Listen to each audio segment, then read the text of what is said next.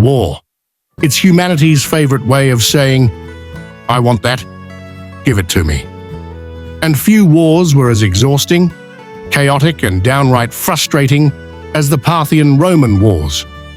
Two ancient superpowers, Rome and Parthia, locked in an endless struggle for control, and right in the middle, Armenia, the unlucky neighbor who just wanted to be left alone.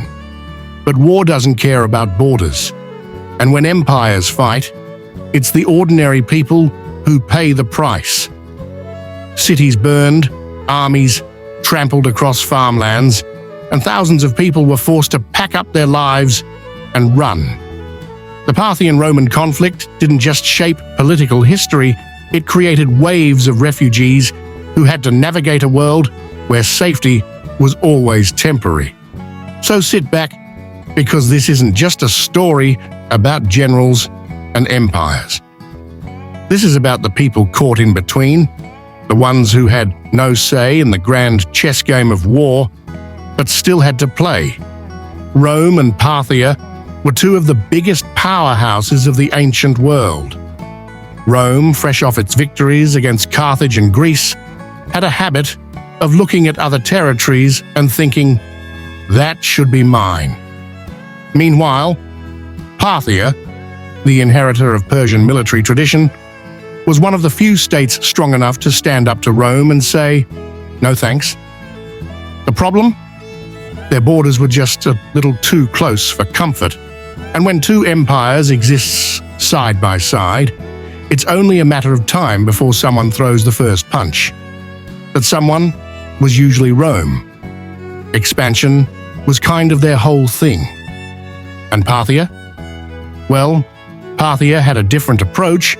They didn't build massive roads or fancy cities like Rome, but they had cavalry archers who could shoot an arrow while retreating at full speed. This move, known as the Parthian shot, was Rome's least favorite surprise attack. Every time Rome thought they had the Parthians on the run, they'd suddenly find themselves full of arrows. But if Rome and Parthia were the heavyweights, then Armenia was the poor kingdom stuck in the middle, trying to avoid getting crushed. A strategically valuable region, Armenia was caught in a centuries-long tug-of-war between these two giants. One decade, a pro-Roman king sat on the Armenian throne. The next, Parthia would replace him with someone they liked better. Then Rome would come back, and well, you get the idea. For the Armenian people, this meant constant instability. One day, they were citizens of a Roman province. The next, they were subjects of Parthia. And then, when the political situation changed again, they'd find themselves Roman once more. Imagine waking up in the morning as a Roman taxpayer and going to bed as a Parthian subject without even leaving your house. This political back and forth had real consequences. Every time a new army arrived, the countryside was pillaged.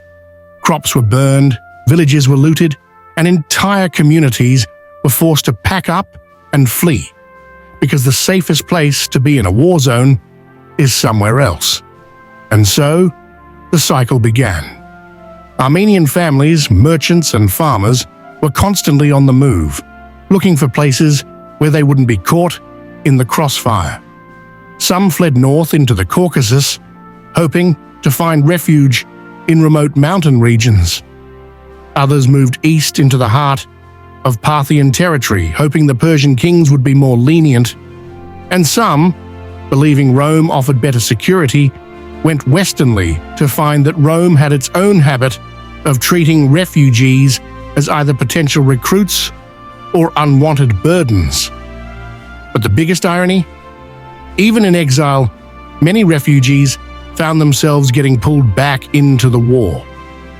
Armenia's soldiers were valuable assets, and both Rome and Parthia had no problem forcibly recruiting people who were just trying to escape. Refugees fleeing one army often found themselves being drafted into another, forced to fight in the very war they ran from.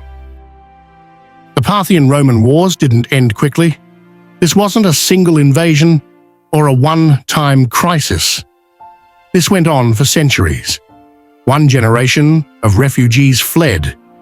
Then their children fled again, and then their grandchildren, because the conflict just wouldn't stop. It was a generational lesson in survival: keep moving, adapt, and try not to be standing in the wrong place when the next army arrives. By the time the dust settled, if it ever really did, the people of Armenia had endured what could only be described as a masterclass in historical resilience. Caught between two of the most powerful empires in history, they had to navigate shifting alliances, military occupations, and endless wars, all while trying to maintain their culture and way of life. And yet, despite everything, they survived. They adapted, they rebuilt, because no matter how many times history threw them into chaos, they refused to disappear. So what's the lesson here? War is great for empire building, but terrible if you just want to farm in peace. Refugees have always been part of history, not as side characters, but as survivors who had to rebuild over and over again. And if you think modern geopolitics is messy, just be glad you're not stuck in the middle of Rome and Parthia's 3rd century BCE custody battle. If you found this story fascinating, don't forget to like, share, and subscribe, because history may not repeat itself exactly, but it sure does rhyme.